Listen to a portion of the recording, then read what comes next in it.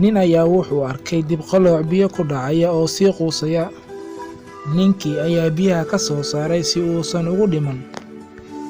dibqalooca ayaa gacanta ka qaniinay markuu bannaanka keenay, kadibna biyaha galay.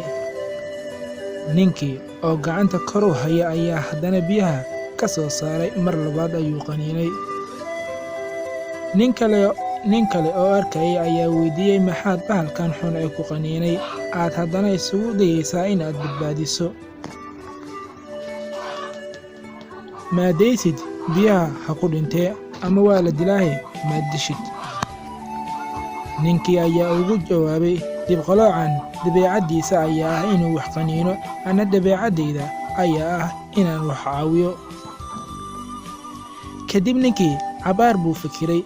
geed u dhow ayuu callan weyn ka soo jaray oo biyihii kaga soo saaray kana fogeeyay goobtii. ma aha inaad dabeecaddaada aad u beddesho qof kale oo xumaan kugu sameeyey.